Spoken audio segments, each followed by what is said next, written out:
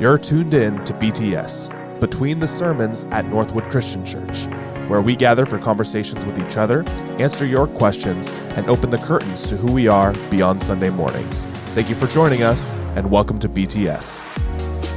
Hello, church. Welcome to the sixth episode of BTS, and I'm really excited today to have Jill and Richard joining us. They have not been a part of a BTS yet, but they are a very important part of what's happening here at Northwood. So I'm glad you're going to get to hear from them and get to know them a bit better as you watch this. And so that's going to be great. Let me just tell you something about the church.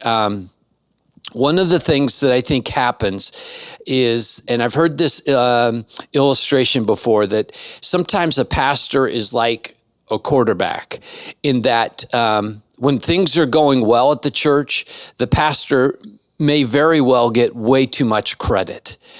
The other side of that is when things aren't going so well, sometimes, not always, sometimes the pastor gets too much of the blame. And the reality is what it takes is for a team or a church to succeed, they have to have an incredibly strong, cohesive team.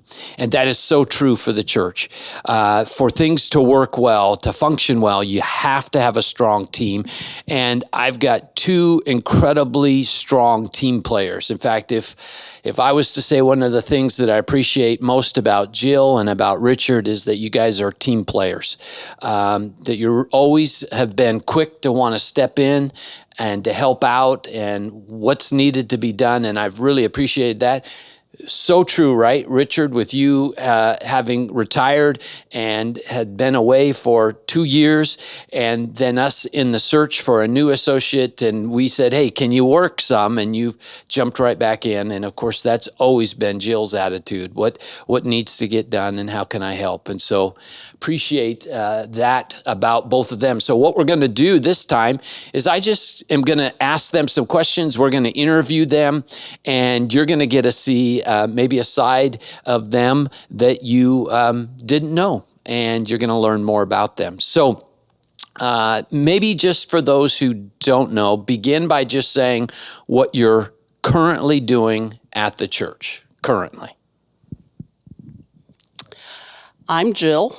I am for lack of a better word, I'm the secretary.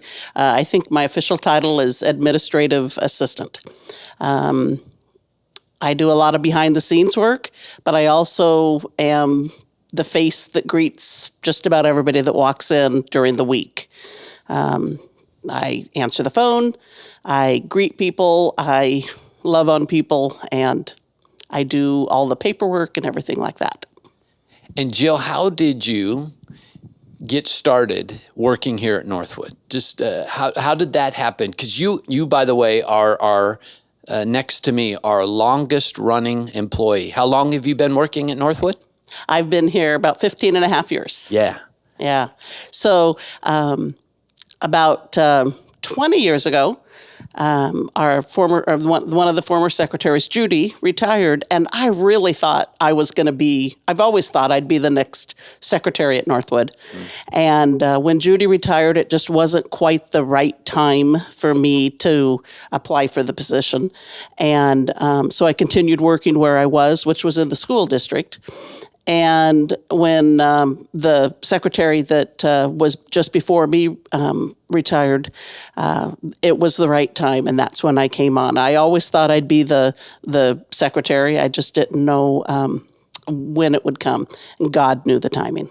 And did you think you were going to work this long, 15 and a half years? I had no idea when I started how long I'd work, but okay. I'm loving it. I'm still here, and I'm getting older. Yes, yeah. Aren't we all? Aren't we all? So you're going to remember this, but you're going to get a kick out of this. A long time ago, Jill said to me, I'm going to work, Barry, until you retire. Right. And I have committed to 9 more years. Okay, so either the wording was I'll work until you retire, or I'm not working past the time you retire. Okay. So I'm not sure what the wording was. Okay. But I changed it to fit me. Yeah, you changed it to fit you possibly. Okay. But I don't want to train a new pastor. No, I don't either, but I will. Richard, what are you currently doing? And then how did you, tell the story a little bit of how you came in to be the associate pastor for 9 years? Okay.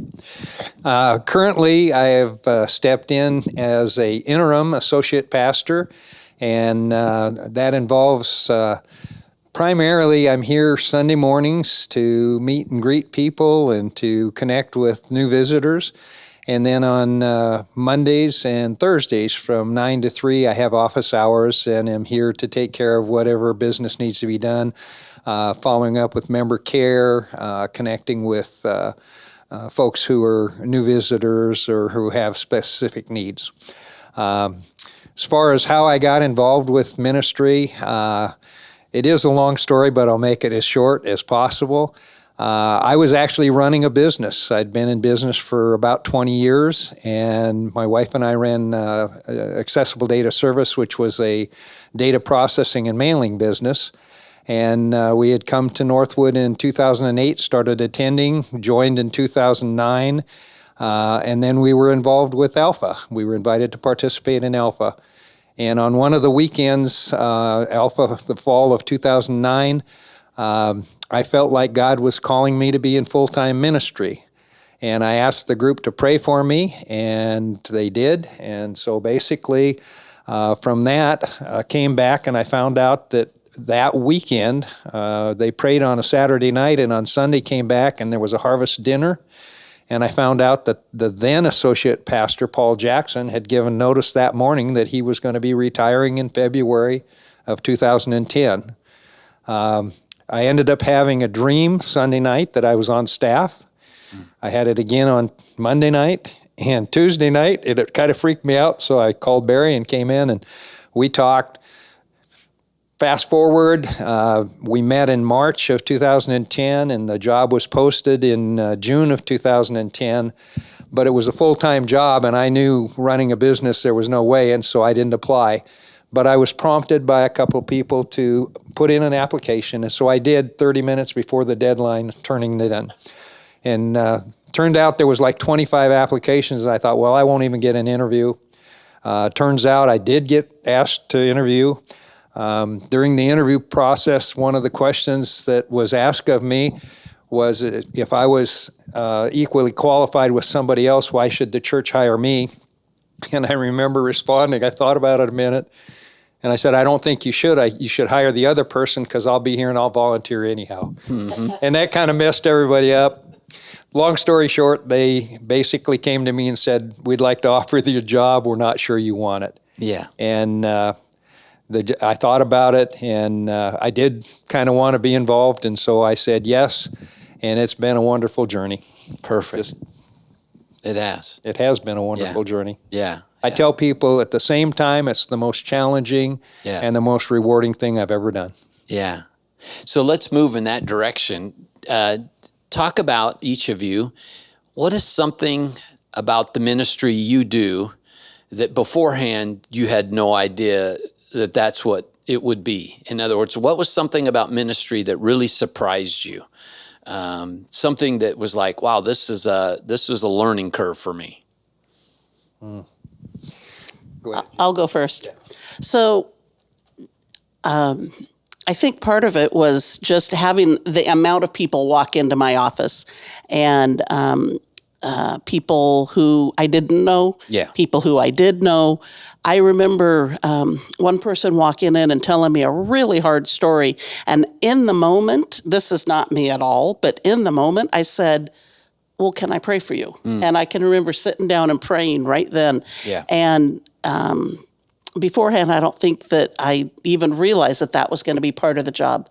Yeah. But I mean, my job entails counseling, which I don't have a degree, and praying with people, which I did go to Bible college, but just for a year, and just that's the part that really surprised me, that God gives that to me so that I can do those things. Yeah.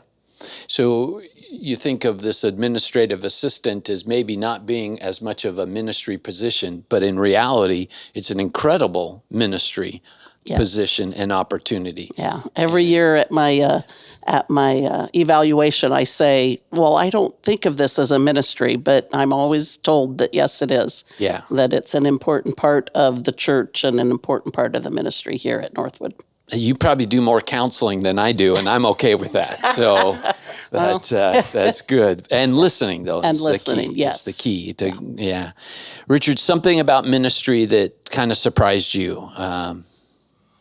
Well, I think the first thing that came to mind was I had run a business for a number of years, and it was pretty easy to work with employees. You tell them what you want done, and they do it or else. Yeah. And I learned real quickly that in my position, a lot of the people that I worked with were volunteers, and you don't necessarily just tell a volunteer, you're going to do this or else. Yes. You have to work with them in a way that fits their gifts and their skills, and that was a huge learning curve for me. Yeah. That was one of them. Okay. The other one that I think was probably a big one is I thought more of an administrative type position, helping the business of the church and, payroll and HR and those kinds of things. But one of the things that happened, and it kind of is similar to what Jill said, I was shocked at the number of people who came in and would share things in their life that were either current or that had happened in the past that really had caused a lot of pain and suffering in their life. Yes. And they needed to talk to somebody about it. And to be honest with you, there were a number of things that came that surprised me, and I was kind of shocked at what the needs were. Yeah. So much so that after about 2 months in the position, I started arguing with God, and I went, God, you've got the wrong guy, because I don't really know what I'm doing here. I don't know why I'm here, and I don't feel qualified to be dealing with what I am. Yeah. And I learned that God talks to you in a variety of ways, and one of the things that happened was I was at my home, and I was walking past the kitchen counter, and it had a little Dove chocolate on the counter. And Nancy used to eat Dove chocolates, and so I picked it up and was going to eat it, and then I realized it's dark chocolate, and I thought, I don't know if I'll eat it. I went to set it down, and I thought, oh, what the heck. So I popped it in my mouth, and I wrinkled up the wrapper, and as I did, I went, oh, there's a saying on the wrapper. And I opened the wrapper back up and looked at it, and when I did, it was like God hit me with a 2x4, because it said, you are exactly where you are supposed to be. And that little wrapper, then I put a back on it, and I hung that right above my computer, and every time I felt out of control, I realized that I wasn't in control, but God was. Yeah. And he gave me the answers and provided the information I needed to know. I like it. I remember seeing that wrapper in your office for years. Yes. I still have it. Yeah, good. You are right where you're supposed to be. I like that. So talk for a moment about what was something you enjoyed the most about, and you continuing now to enjoy the most about what you do in ministry here at Northwood? What's something that just lights a fire under you and excites you? Well, it's kind of weird because when I was in my younger years, I wouldn't have considered myself very outgoing. I was kind of standoffish and a little on the shy side. But one of the things that I absolutely love is meeting people. I would say I've become a student of stories. I love hearing people's stories and how God has touched their life and changed their life. Yeah. And I continue to love that. I've learned that each person is a unique individual creation and miracle of God, and we all have a story. Some are easier than others, but we all have a past, and some people get hung up on the past. And what I've always told people is we all have a past, but we all have a future. And when God is in our future, there's no limit to what can happen, what can change. And I've witnessed that over and over and over again in my time in ministry. And when I retired, it felt like the right time, and there's a number of things that have proved that is true. But I didn't realize how much I was going to miss the interaction with the people here at the church and Yes. the staff, as well as all the members of the church, and just being able to work with them. Yeah. I also love going and visiting people in the hospital and being able to pray with them, which I never thought I'd ever do. Yeah, good.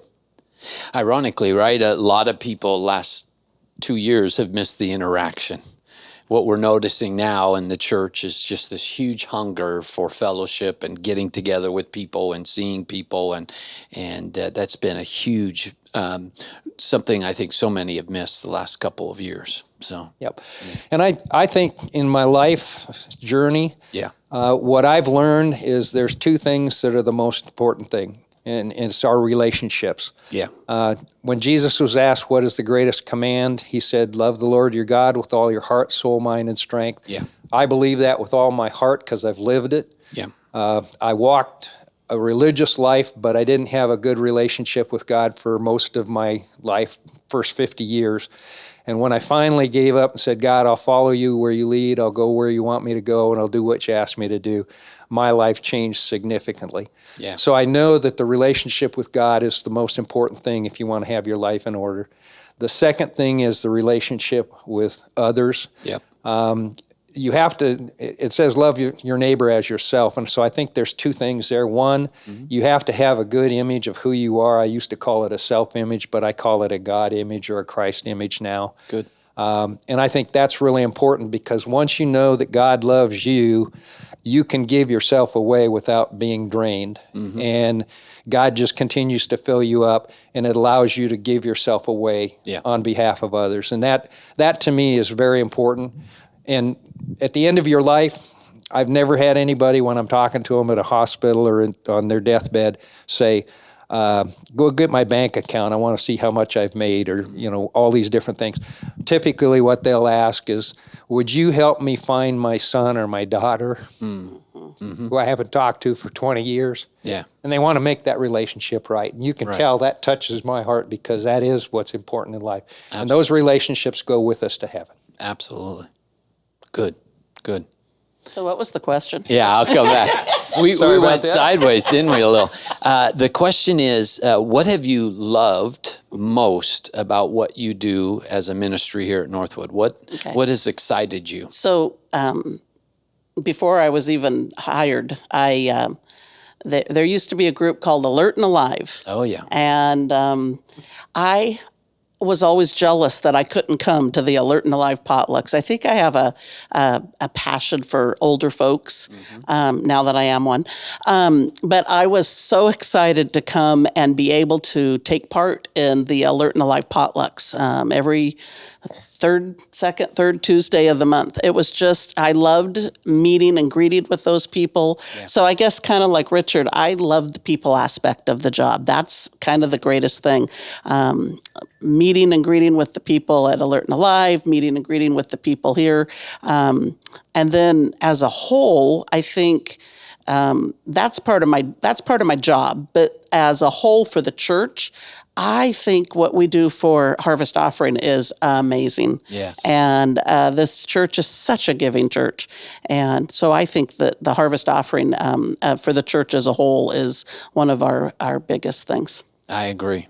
It kind of has really been foundation to who we are as a church. And I'm excited about this year's Harvest Offering because we will have just came through our largest by far capital campaign. Right. And I've been starting to tell people, you watch our Harvest Offering, which was $80,000 last year that we gave all away. You watch, it'll be larger this year than it was last year, even though we will have just committed however millions of dollars towards a building campaign. So I'm excited that the heart of Northwood is a giving church. Right. Yeah. I have a comment about that. As I've been out and retired, I've been involved with a number of different organizations and whatnot. And we don't spend a lot of money on advertising. We don't pay to advertise who Northwood is. One of the smartest things, one of the greatest side benefits of this Harvest Offering and giving this money away to organizations that are doing wonderful things in our community is that all of a sudden people are saying, hey, this church is amazing because they're helping us with our ministry. Yes. And so we've gotten more advertising than we could have ever gotten, and that's been a wonderful thing. It almost makes you think maybe Jesus knew what he was talking about when he said, "Blessed are those who give." Right. Yep. That the blessings from giving come back and bless you so much more than just what you're doing. Yeah. Yep. Yeah. That's been my experience recently. So let's go the other side, because I know it's true for me. There are things I love about ministry, and everyone's becoming more and more familiar with the fact that I hate meetings, and yet it's not uncommon to have 4 or 5 in a day these days. So what was not your favorite thing about ministry? You do it. But you're not passionate about it per se. It's not something that you're really that excited about. Was there an element of ministry that was a little bit more of a drain than because again, that's how we're wired. I don't know. I think for me, and Barry, you've mentioned this many times in when you're preaching. One of the things about ministry is it is seldom ever convenient. Oh yeah. You know, you may have several things that you've planned, and all of a sudden you get a call and you've got to totally change everything, and it disrupts what your plan is. Yes. In the last couple of years, I've experienced that numerous times. I did in ministry before, but one of the things in the last couple of years is that I've started letting go, realizing, you know what, it's not really about my timing and what I want it to be. Yeah. It's about when God calls us. It's just, I had an event yesterday where I got a call and I wasn't expecting it. Yes. But it turned out to be an incredible blessing. Yes. And so I've learned to kind of go with the flow and just go, okay, God, if this is what your plan is for today or for now, I'll do it. Yes. And what I found is when I quit fighting it, it has always, and I literally mean always, it has worked out wonderfully. Yeah. Yeah. No, it makes sense to me. Many of my greatest times in ministry have been in those unexpected moments. The other side of that is, though, that you want to be available, and you are available, but you do have to have boundaries once in a while, because if you're always available, you'll become unavailable. Right. That is true. And so it's that finding that line, and it's being able to surround yourself with people so that you can be away and be away. Absolutely. And, but I would agree that it's those calls that you didn't see coming, and you're like, oh, I got to readjust my schedule. And in the moment, I'm usually fighting it, but then I'm usually at the end of it going, oh, I'm glad that worked out. Yeah. Yeah. Can you think of anything, Jill? I that's don't not know your if favorite? I have anything. I think the one thing, I guess, is I'm a comfort zone person. I like to do what I like to do, and when something gets thrown at me, or a new program we need to learn, or something. I'm a computer person. That's what I do. Is I spend a lot of my days in my office on the computer, and when something doesn't go right or something, so I love my job. I really do. Good. And it's easy for me to just love on people and to be here and do that. But maybe just getting out of my comfort zone a little bit on some things. So. That's fair. So Jill, I have a follow-up on that. Uh-oh. Because I've so enjoyed working with you. I really do. And we used to talk a lot. I'd come in the morning and sit and chat and say, okay, what's going on? And you'd get me lined out for the day. But I remember when we started meeting in staff and we had a prayer time, and you were honest with me, and you shared, I really don't feel comfortable praying in front of other people so much. And I've watched you mature, and I've got to tell you, your heart for others and your prayers are amazing. Right. You literally have matured tremendously in that area and encouraged others with your prayers. And like you said, people come in and then you pray with them in your office. That's awesome. That's a big deal. Yeah, cool. Huge deal. Our greatest growth is always out of our comfort zone. Yep. And that's why we don't like it. So think about this. It doesn't have to be directly related to ministry, or it can be. Hands down, one of your best moments at Northwood was, could be ministry, it could be just as a part of the family here. Hands down, your one, it doesn't have to be the one of your best moments at Northwood was? You know, I've had so many different things that have happened. Yeah. I think for me personally, one of the things was realizing that a personal relationship with God can be had. It is real. It's not something people just talk about. And I've learned to hear God. And I'll be honest, I've never heard God's voice audibly. Yes. But I tell you what, I've had him nudge me in ways on and off. There's been times I've resisted, and I wish I hadn't of. Yes. But he just found somebody else to take care of what he was trying to get accomplished. Yeah. And when I've actually followed through with what he's prompted me, that's been wonderful. Those are wonderful times. It's not one specific one. Yeah. I think the other thing that I do have to say, though, is the times that have been the most rewarding for me, and I kind of have viewed it on the videos and seen it, is when I've had the opportunity to baptize people. Oh, yeah. He stole mine. Because that experience of watching somebody make their commitment to Christ in a public setting Yeah. is so emotional. It'll make me cry. Yeah. Yeah. Yeah. Sorry. So I was going to say, this is just something I have done, and I took it upon myself even before I started the job here. Yeah. I have been in the back for almost every baptism. Yep.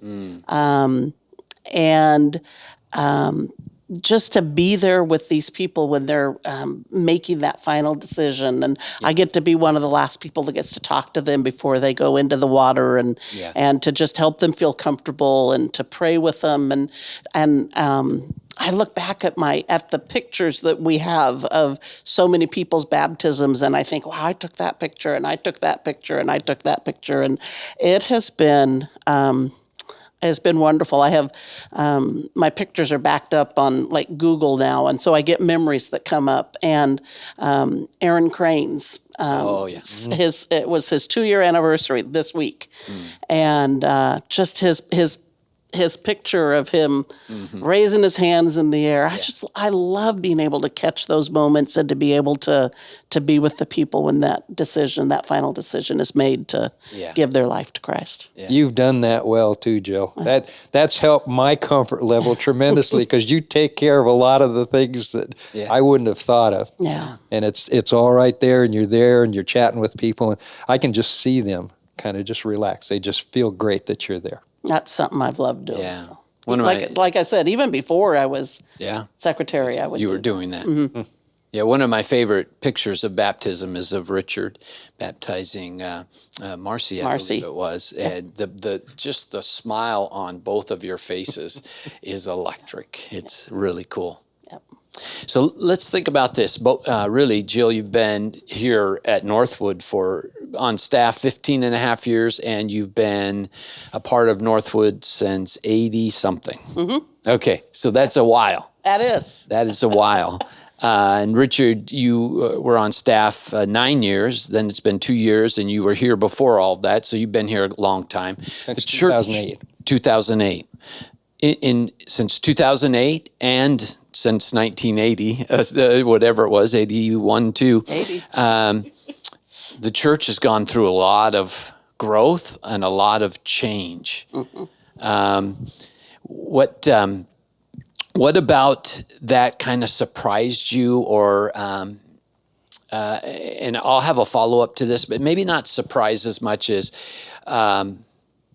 what has been exciting for you to see in the years of transition? Because growth is also difficult, but there's some excitement to it as well. What changes have you seen that maybe even surprised you, have been most exciting, something that's just been really meaningful to you in these years of seeing Northwood transform for really a small church to a large church? So I started attending in the fall of 1980 when I came down to Northwest Christian College. I didn't put my membership in until May of 82, but I did start attending the fall of 80. And it was just a small church. Yes. And I've just enjoyed, the part that I love is the people. And I just keep going back to the people, is all the people that I've known. And, being the secretary, I'm kind of the keeper of knowing who's here and who's not here, and who, when somebody passes away, and just I'm kind of the keeper of all that knowledge. And I don't know if I shared this with you yet, but I was looking back at memberships, and it was because my father-in-law Gary said something to me just last week. He said, I'm probably one of the oldest people, not like the oldest, but the longest attending. Yes. And so I pulled it up on my computer. Yeah. And we have 2 charter members, and my father-in-law is the 3rd member that is still attending, that is here. And then I went down the list, and there's 3 staff members who are within the longest attending people. Really? That put their members in. So that would be... And the interesting thing is Barbara Utt got baptized in April of 82. Oh, wow. So she became a member in April of 82. She was the 15th, number 15 on my list of members. Okay. Myself, I am number 16. Wow. I am May of 82. Nice. And the first time this guy showed up and put his membership in was June of 82. We are 15th, 16th, and 17th in the members here at Northwood. You and I. Yep. Isn't that amazing? Barb first, and then a month later me, and then a month later you. And then I left. And then you left. And so did Barb. And so, that's right. So you're really number one. Well, there you go. I'm not, Always has been. So that's interesting. I never heard that. Yeah. I knew that. So just the people aspect, and just watching the change of who's here and who isn't here, and loving on those that are here when they're here. Yeah. And I still have relationships with people who no longer attend Northwood, but they're still great friends of mine. Sure. And so I just keep going back to the people and watching the people change, and the people in, and so awesome. Richard, do you have any thoughts? Oh, yeah. I actually have Richard several. Always has thoughts. Yeah. One of the things that I have just been thrilled is to see the number of visitors who come through the doors every week. Yeah. That was one of my main tasks, is to try and, see who was attending and who was coming. And I did it the best I could, but there were times when there'd be 40 or 50 visitors that would come on the 3 services on a Sunday. Yeah. And I just was blown away by that.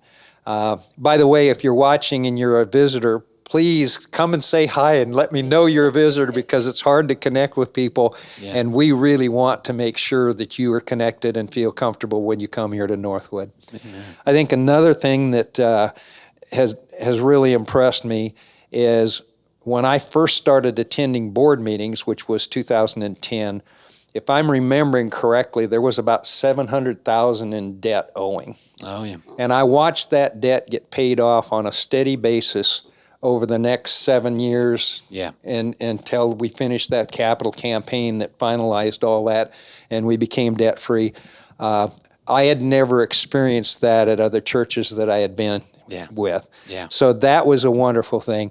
And then I think the last thing that I would say is the way that Northwood practices what we preach. Yes.